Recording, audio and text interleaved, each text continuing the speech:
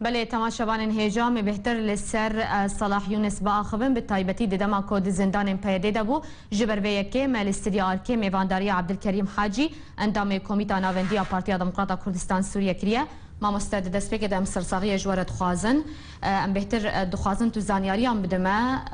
خود جرازی صلاح یونس دکی جان زندان دبو ون لگل هفوند همان زندان دش خود جی تو زندان پیاده دبو تو در دورا 110 روزام د زندان دما روشاوی د زندان د چبو سپاس جواره بنابه سکردایتی پارتی دموکراتی کردستان سوریا ام سرساقی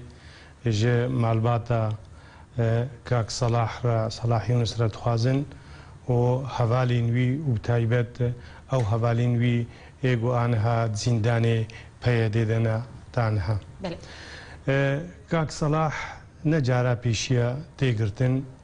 پین جارا لسر دستی رجیمی هاتیه گرتن به 2005 دا 2006 2007 2009 و 2010 اول سر دستی رجیما سوری هاتا گرتن هر جاره که جی به تهمه وینا نوکیا دیبو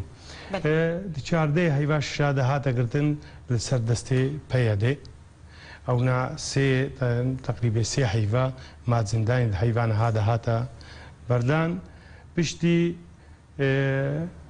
نخوشی وینا زندان دا بسدمه او کاودان و روشاوی زندان کاک صلاح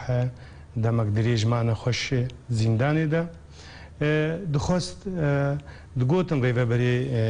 وی زندان صلاح نخوشه ایگو پیرا ام نگهانه سر بس ام چون وی زندانه گو اوته دا ایگو دوی زندان دا جماره گوتن گو کاکسا گو صلاح باوی کووان الوی دی بو حتی جلی وی او جی الوی دری بون غرادنا وی هبون او نسل دوی زندانی دا بون شانی مدان گو تیشه ما ریبری زندانی ردگو گو گهن دانا ما گو زیده جاره که ما گو تالی زندانا چرکینی دا زندانا چرکینی دا بو گو ما رابو ملدیری دا ما حموه اید زندانی دا ملدیری دا ما گو صلاح جدس صلاح و روشاوی گلکی نباشا صلاح تیشه چعبی وینا رابو برن جنوب او برن جم تختور لور صورت جيرا قرتن ديتن انه روشاوي ناقلكي خرابه او شياندنا مالي كفالت وكود راقهان خدا قوتن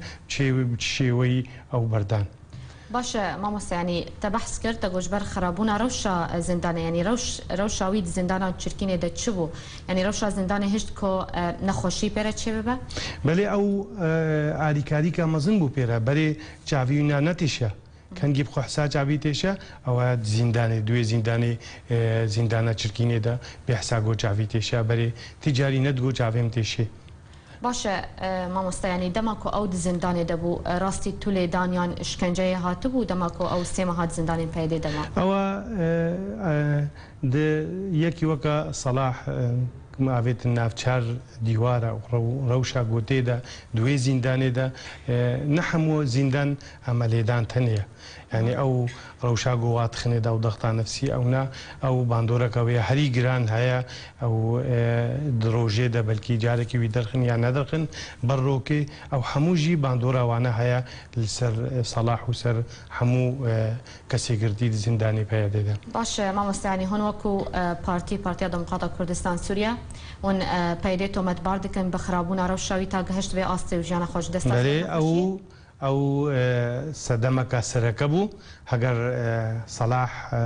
یونس دسپیکا نخوشیاوی نادا چوبانا الجم تختورا و هاتبانا روشاوینا میزان بانا بلکی نگها بانا وی رادایها او